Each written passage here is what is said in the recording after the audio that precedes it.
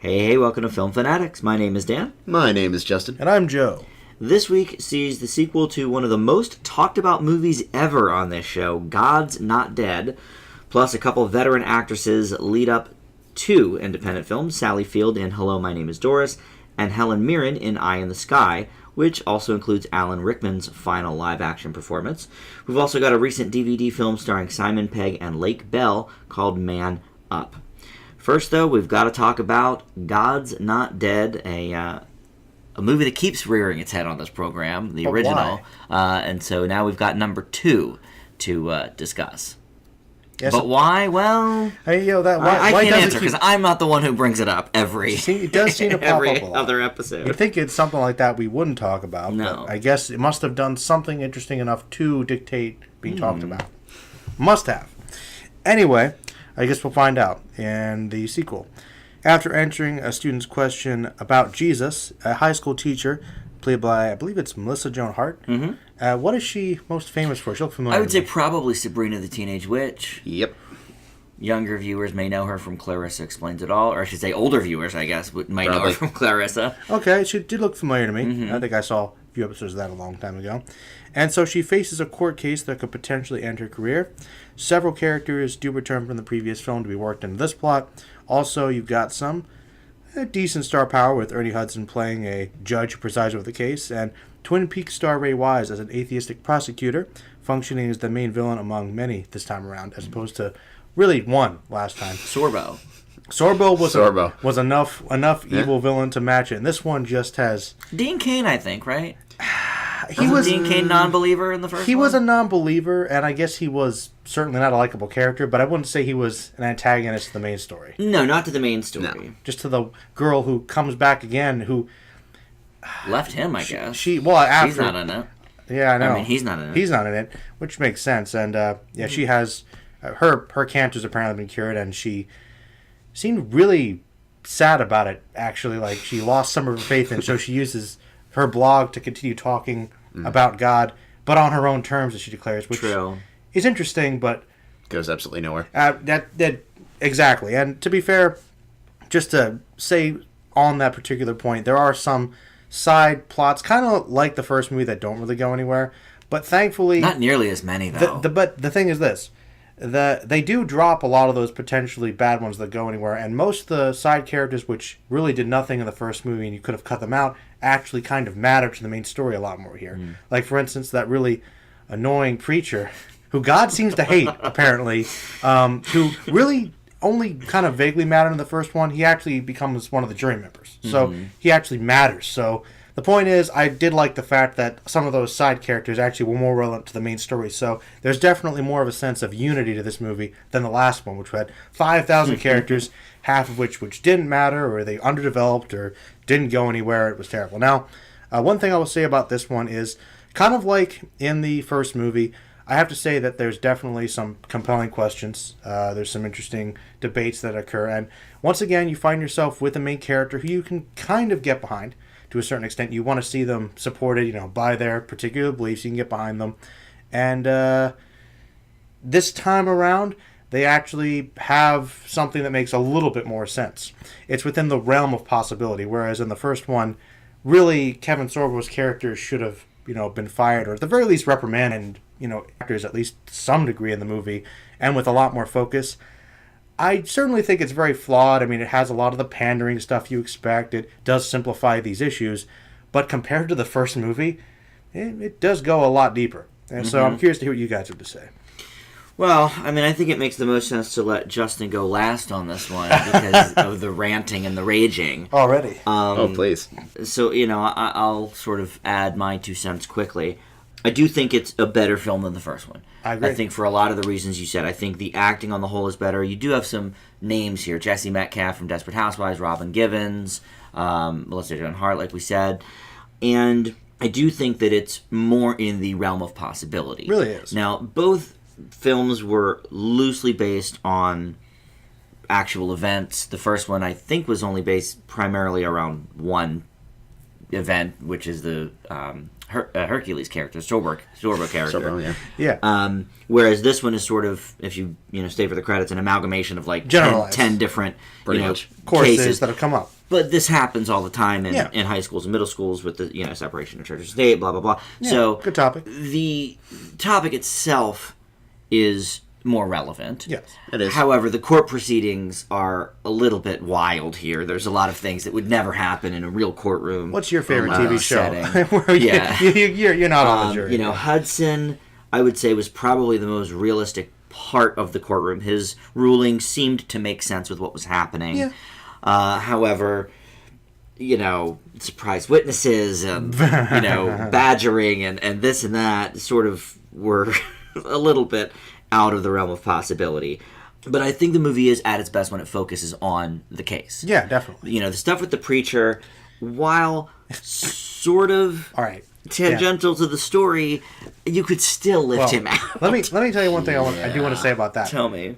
When he showed up, I was already mad because I was as well. Because his I was stuff real mad. in the first movie was so pointless and Yes. annoying.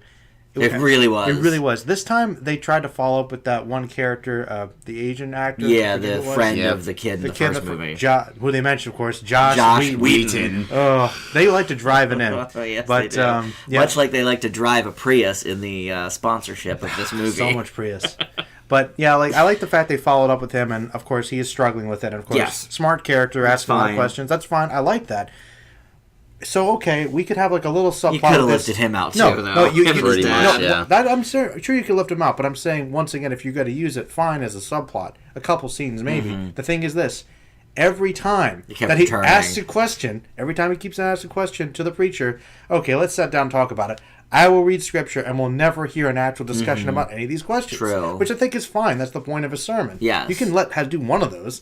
Like, don't bring it up if you're just gonna leave. Then you could cut it out. Yeah. You can't. So just follow up with it. I do definitely think it brings up a lot of good points, though. Yeah. That, these types of things do happen in schools. It's a realistic event. Is it handled all that well? In the God's Not Dead tradition, it is not. But other than that, Justin, let's hear from you before we comment any Actually, further. no. Before Justin goes, I do Yeah. want to say one thing. So much No, wait. We're building up to it. build up, seriously. No, we'll give you build up. It better be good.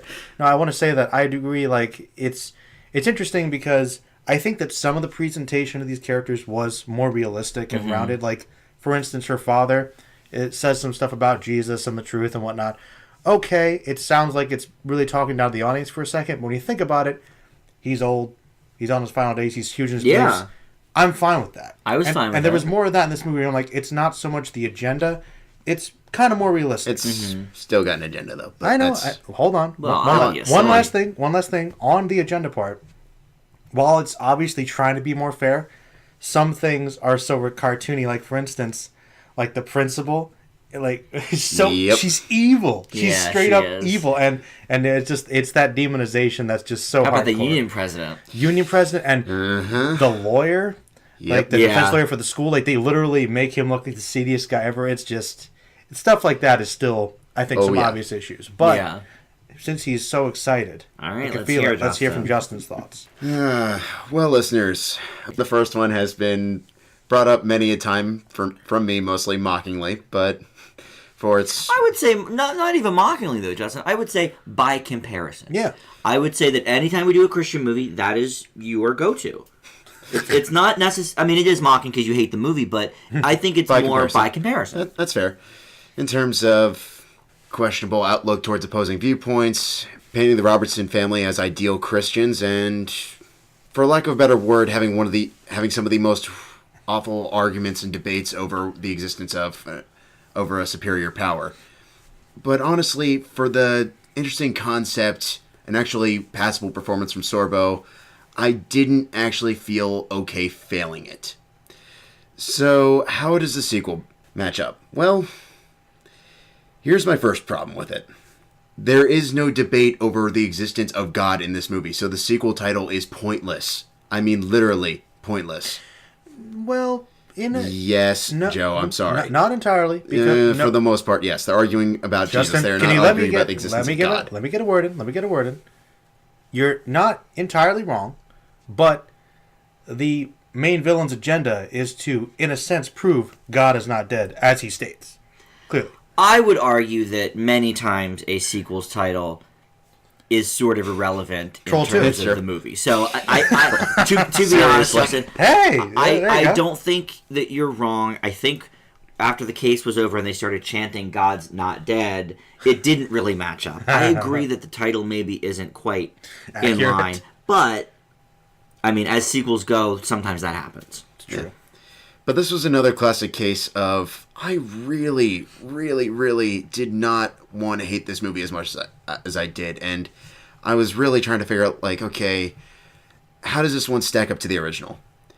Now, bear in mind, I just said a little while ago, I like the original for its concept. It had an actual, like, okay performance in contrast to many of the pure flicks actors, and for the most part, there are still some things I laugh at to this point. Obviously, the majority of which are unintentional.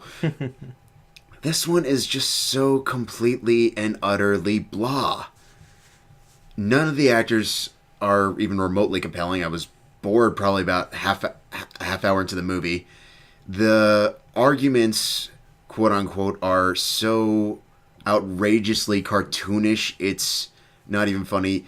I'll give it credit for at least having a decent setup to the actual courtroom scenario, but the execution is abysmal. And the biggest pitfall from the first one has worsened so dramatically in this one, it's borderline comical. And that is, I was hoping that someone that would at least take note of the fact that in the original, hey, we're demonizing the very people we're arguing with. We need to actually, like, give a solid back and forth here. There are no good guys, there are no bad guys. There's just one opinion, one other opinion. Let's see how it plays out. No. God's Not Dead 2 continues to demonize atheism in every way imaginable, painting them as seedy, corrupt, evil, smiting. Completely disagree. Her lawyer's an atheist, Justin, and he's fighting for her. I like that, yeah. Also, the guy that wrote that book. The exception that proves the rule. Also, and the guy that wrote the not book an atheist, was agnostic. Which, not true. But that's what he said. No, he said he's a Christian at the... Well, after... Yeah, you're right. Afterwards. Yeah, Why is Jesse Metcalf one not true? He said he was an atheist. I said the exception that proves the rule. But, and I'll be honest, that is like one plot point that is talked about once and never explored again. So... But remember, the character is portrayed as somebody who is a good person who believes in standing up for the little person. Right. And is devoted to her whether he believes it or not. And he is not demonized. He is on the good guy's side. Even though he's not a believer yet. That he's okay. He is alright. Maybe not adult, but he's okay. The exception that proves the rule of this movie just completely demonizes the aspect of anyone who does not have faith.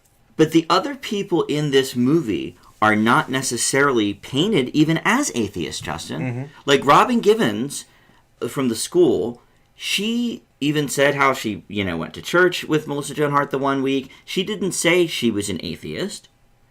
I think the question of this film isn't about atheism or not, like in the first one. That's fair. The question of this film is it okay to talk about Jesus in school? There's not a anti-atheist slant to this movie, I don't think. Not really. I mean, not to the same extent as the first one, which was horrible in that execution. But there's still definitely a definite slant towards anyone who does not have faith. See, I don't agree. I didn't pick up on that mostly because of the way a lot of the characters were handled. Basically, their main outlook is like, okay, if you don't have faith, you are truly a horrible person. Or if you find religion a sensitive subject, you are by default a horrible person. But we don't know who has faith in this movie. They don't go down the line like in the first one and say who does and who doesn't. Like Ray Wise as the prosecuting attorney. It's never really stated what he believes. He just believes that they shouldn't be teaching it in school, or maybe he doesn't even believe that. He's just fighting for that side. Just like Jesse Metcalf doesn't necessarily believe in Jesus, but he's fighting on Melissa Joan Hart's side. I don't think anyone. Once again, the exception that proves the rule. No, but you're not listening. My point is, it's not really stated who is an atheist and who's not, because that's not the point of this particular film. I could agree with that, honestly. Okay, well, at minimum, skeptics. Look at Ernie Hudson as the judge. We never know what his beliefs are. I wanted to use an example, actually. Before you go on, Joe. All right. Here's a better example. There's this like reoccurring theme where they like show up in the crowds, and there's this really, really bad sort of A Time to Kill style, like from the crowd there's this ranting atheist that's saying Jesus is horrible, and then there's this nice peaceful Christian. Well, I agree. I didn't like that part, Justin, but it's never stated that those people on the opposite end are atheists. They may be whatever. They might be Jewish. They might be Muslim. They just don't want Jesus taught in school. It's never said what they are. Mm-hmm. I agree it was handled stupidly, and that was an annoying scene, but we don't know what they are. That's why they don't demonize atheists in this film. This one was trying to be more fair on both sides, I thought. I couldn't agree less, actually. I just think the movie isn't about believing or not believing. I think the movie is mostly about teaching it in school. Yes, which I think is interesting, but the execution of that is atrocious. I'm not saying the execution's good. Look, and once I'm just saying that's the point of the movie, though. And I agree with you, Dan, but part of that is being able to sell that aspect, which they completely and utterly fail at. But I think that in terms of the previous movie, this one was a lot more balanced and detailed and tried to be fair. Was it handled perfectly? Absolutely not. But compared to the first one, I think it's a significant improvement. Dan? All right, well, I agree, as I stated, but I do think we probably need to wrap it up. So let's go down our grades. I thought it was okay. I leave it with a C. Okay. Definitely better than the first one. C- for me. I really want to agree with you, gentlemen, but I just can't. This one's an F. Up next is Hello, My Name is Doris, and in this, Sally Field plays Doris Miller, a never-married 69-year-old, and refuses to step outside of her hoarding comfort zone until she meets her new, much younger boss, John Fremont, played by New Girl's Max Greenfield, and falls for him. It is directed and co-written by comedian Michael Showalter. Now, Joe didn't see this one, so this will be between Justin and I, but for me, Sally Field has never given less than 100% on any performance. I'm sure Joe could agree with that even without seeing this movie. Yeah, usually, You know, she's fabulous here as well, like she always is. I think there are some interesting observations about the elderly, and hipster culture gets touched on a lot, and maybe even mental illness to a degree, but never really poking fun at any of these things. It pokes fun at hipsters, but I mean, in terms of the Sally Field character, it sort of lets her be herself and sort of be in on the joke rather than the butt of it. Now, to some of the characters, she's the butt of the joke, but to the audience, I don't think she ever is. No. The only negatives I really have about this film is I do think it takes the hipster angle a little bit too hard, and it hits the Ally McBeal-inspired dream sequences a few times too many. And dancing babies? There's no dancing babies, but there's a lot of, like, fantasy, making out fantasies, and, that sort of stuff. So that was definitely a negative for me. But overall, I did enjoy it. Justin, what did you think? The way I sort of left this one feeling was there's basically two stories at play here. The first is very much of that Ally McBeal, I'd even argue to a varying degree, a kind of female-centric version of Walter Mitty, if you will. And the second of basically this very damaged woman trying to put her life back together. And honestly, I like the latter so much more. The problem is that story is so peppered throughout the entire film that honestly, you'll be waiting a couple 20, maybe even 40 minutes before they even touch on it again, or even bring it up for that matter. And those are really the scenes that give this so much backbone, where Sally Field really gets to shine. Because it really helps us see that this is so much more than just this quirky accountant. She's complicated, she has issues, and there's a lot more under the surface that we're not seeing. But because the movie's so short, we only get a little bit with that. For the most part, it's handled believably, save the whole hipster angle, which is, goodness knows, some of it is actually pretty funny, but... Oh, yeah. But honestly, that sort of aspect of shifting between these two stories really kind of left me with sort of a mixed feeling.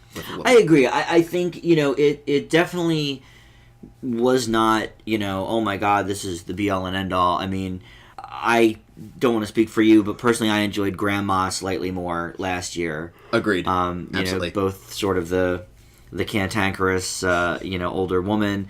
Not that Doris is really cantankerous here. She's more not really. just of a dreamer slash optimist slash Her friend is a little cantankerous, a but little delusional. Well, her friend who was Tyne Daly from okay. Cagney Lacey, Burn Notice. She's been around. But I thought she had some funny scenes. Oh my gosh, yes. She was very grounded, though. Oh yeah, no, she gave it enough believability, but still found good opportunities to throw humor in. When I think they were both fairly believable characters, though. Oh yeah, definitely. I think most of the main characters in this film were believable. Yeah. I think it was probably the surrounding players where it goes a little bit off the deep end, but truly, I would say even Max Greenfield is fairly believable.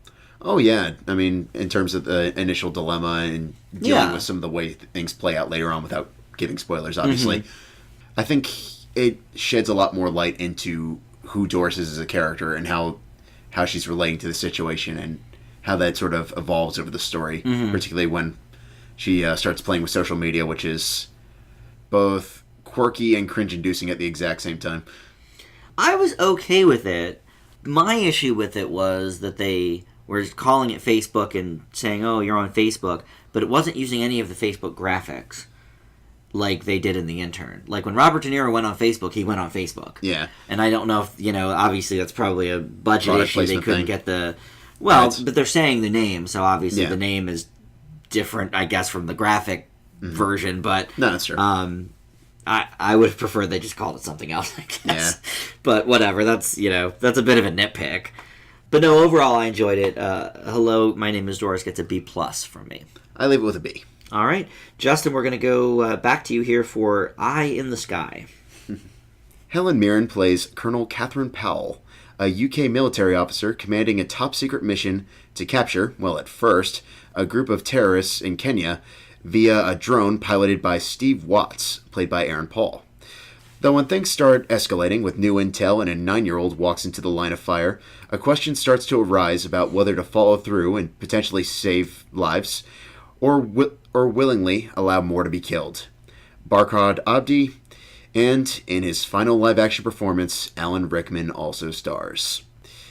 This is definitely the counterpoint to London Has Fallen, which seems to believe with a passion that drones are totally okay. This definitely explores the more multifaceted aspect of, okay, we could do this, and what would the outcome be? How far do we go with this? And really starts playing with that aspect, truly giving us a slow burn of a story that poses about as many questions as answers by the end of it. And I think it's really that aspect that really you can end up seeing both sides.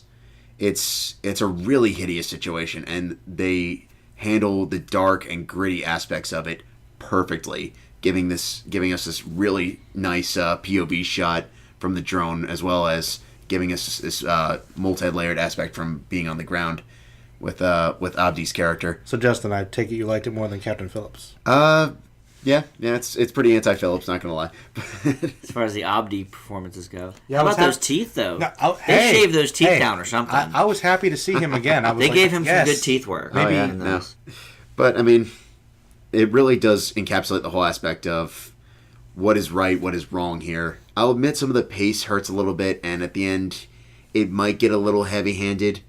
But I think the emotions and ultimately emotional impact linger well after this film was done for me. I thought it was actually very good. I think it's definitely a look at the political thriller, but grounding a lot more in humanism and realism, which I think always makes a story stronger.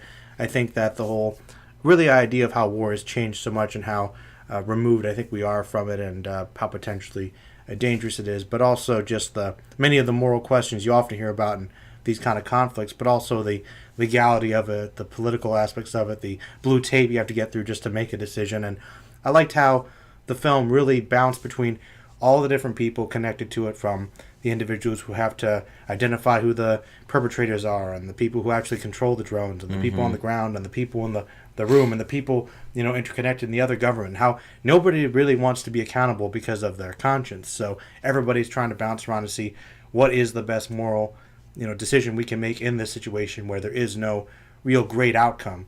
What's the least damage we can do? And I think it was pretty honest. And maybe you could say it got a little heavy-handed, but I didn't think it was... just a hair. It could have been a lot worse.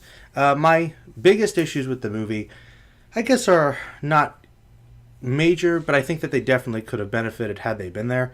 I think that a little more time with the girl to get to know her a little better would have added even more tension to it, as opposed to her being in danger in general. Yes, a little girl dying definitely has some tension, but I didn't really know her that much as a character beyond she's, a little girl. And I feel like if we'd known her a little more, would have added even more drama. Like, we would have felt even more than we already did. And on top of that, I thought that while the drones were implemented well from the filmmaking standpoint, like, they did some really cool stuff, the whole question of drone usage and the potential evils of it is not really specifically addressed at all, which I thought... No, it's not touched on at all. Which I thought was a big missed opportunity to at least mention it. And I know it's not the focus of the movie, but since this is kind of known as being the first big one to really use drones in this way, I think it could have been... Not necessarily true, but... To this degree, I think so. Lest we forget Furious 7, everybody. I was going to say Good Kill, but that works I'm kidding. too. Oh, man. In a more serious fashion, though, I think. Yes, obviously. I think it definitely is... First one I've seen. For a showcase, for sure. I would say. But yeah, I think it's cool, but yeah, since they are the central focus, I'd argue it's not really the central focus, it's just more of a stylistic element. It's a component, Definitely. But it doesn't really ask any questions that are really new in terms of what is right or wrong. It just adds a different perspective on it. Well, I mean, I can't add too much. I have, I think, two things that neither of you have mentioned. But the things that I will agree with are that there's a lot of really great philosophical questions here. There's a lot of things that could be interpreted many different ways. And sort of looking at all that red tape and, I've got to call so-and-so. Well, you can't. You have to get the British approval on this, and you have to get the American approval on that, and Aaron Paul, eye in the sky himself, doesn't want to do it. Goes pretty much rogue almost at one point. My favorite character. Well, certainly his best film performance. Definitely, I think we can. All agree No on Need that. for Speed? I was going to say. And 999.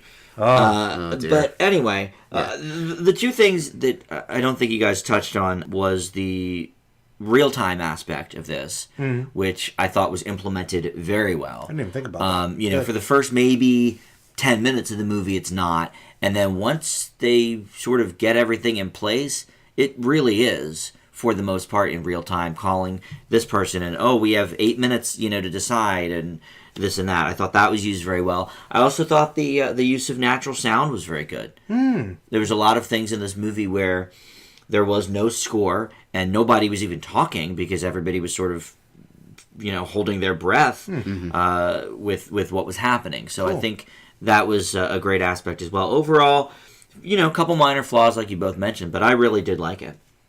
So obviously this is the last Rickman movie ever, save Else Through the Looking Glass. How do you guys think it stacks up? For his performances, Yeah, it was good.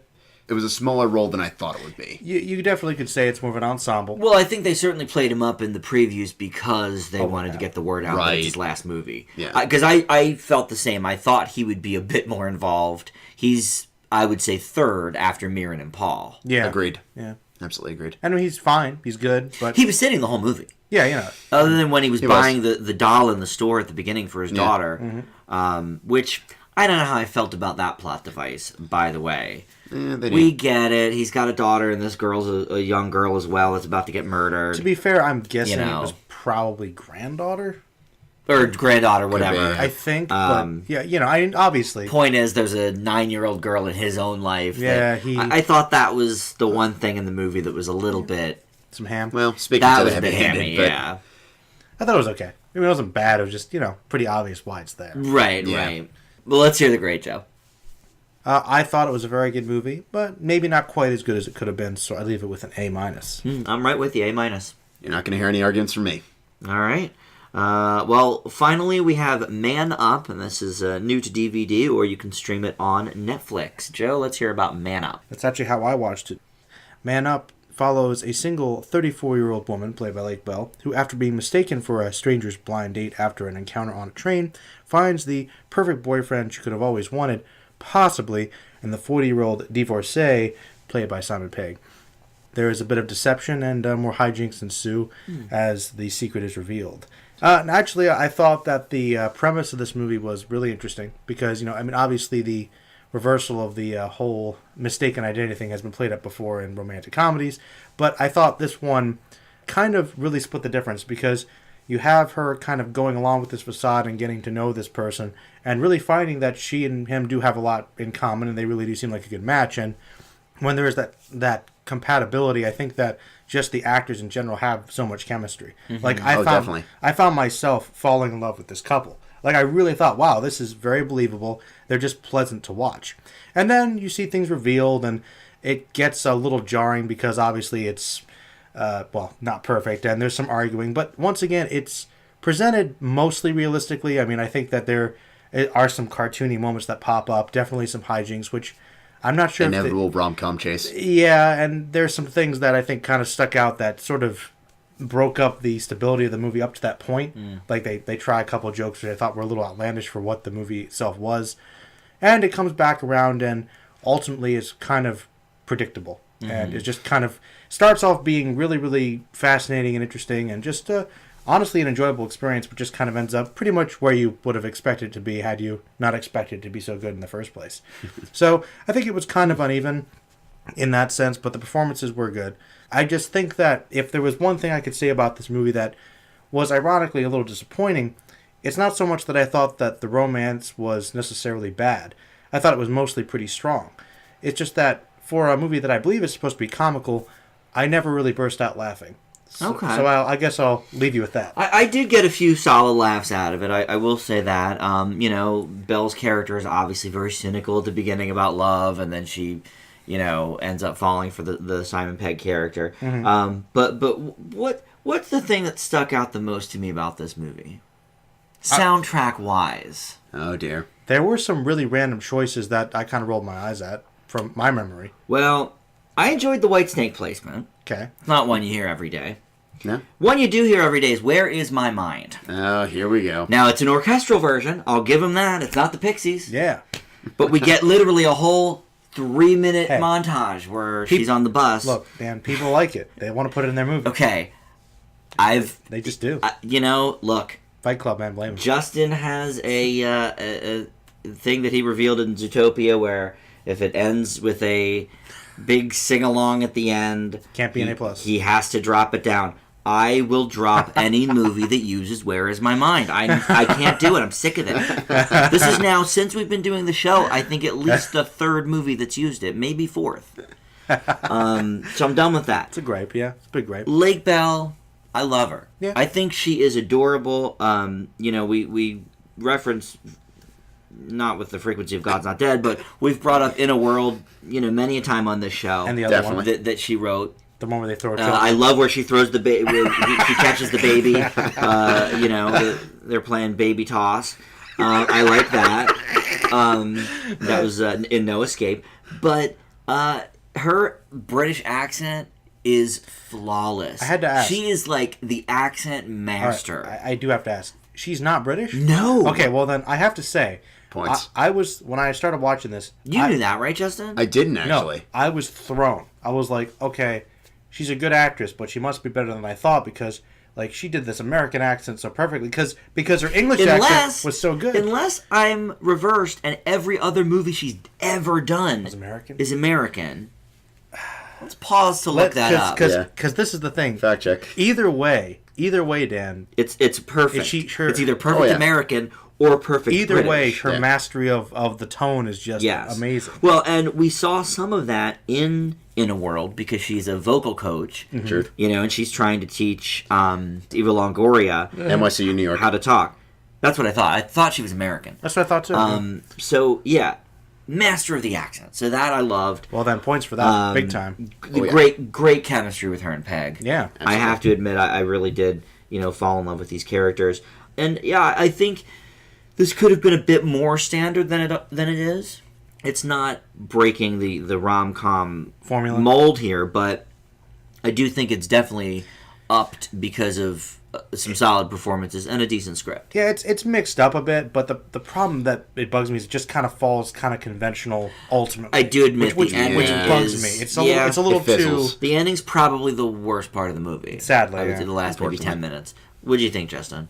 I mean, we get so many rom-coms anymore, it's hard to tell an original story. So I think what really makes or breaks most of these movies is, do the leads have chemistry? And I think it's pretty much a resounding yes in this one.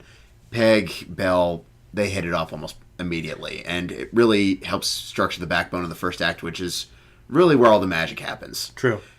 The problem is, it starts out really, really simple, and I think in that it gets the most comedy, most charm, most charisma out of these two leads, and then we start getting into these like weird situations, borderline sitcom hijinks, until the end where we have inevitable rom-com chase, which is just weird and bloated. Hey, it was set to Whitesnake, though. You don't see that every day. No, not every day. I mean, certainly not to the equivalent of Where's My Mind or Shoot to Thrill by AC/DC. Well, I do agree with you, Justin. I think simplicity was the strength of the movie, and as it tried to do more outlandish things, it kind of lost some of its focus there.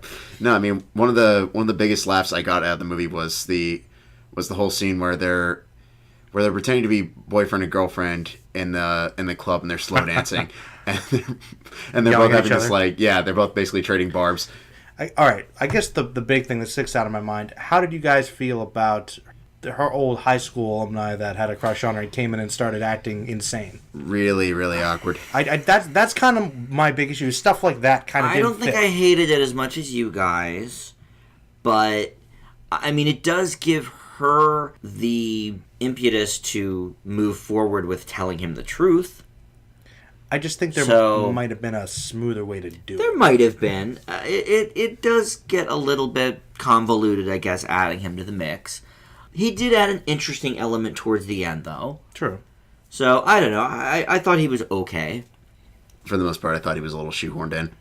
Mm-hmm. All right. Well, Joe, what do you think overall? Overall, I think that definitely had some new ideas here, but ultimately pretty standard, if not enjoyable. I would hope that maybe we get to see these characters again sometime. I'd love to see that. Or at the very least, get to see Peg and Lake Bell work together. So just want to see Peg hit that bell. Yeah. You know? Throw that baby. And yes. Now, I was pretty happy with this one. I leave it with a B.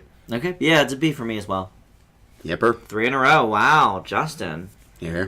Never do you agree with us. I know. God's Not Dead, not so much, but the others, right on track. All right, well, that will wrap it up for the show this week. We do have our DC month mini-sode up, and the next month will be spring cleaning. So movies that we've talked about on the show, but have not run.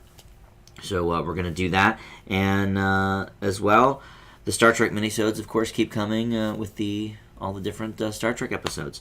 So if you have not subscribed yet to our channel, go ahead and do that. And you can join us on the Facebook group, Film Fanatics with an exclamation point, and the Twitter feed @Film Fanatics Pod. Thanks so much for listening, and we'll see you back here next time.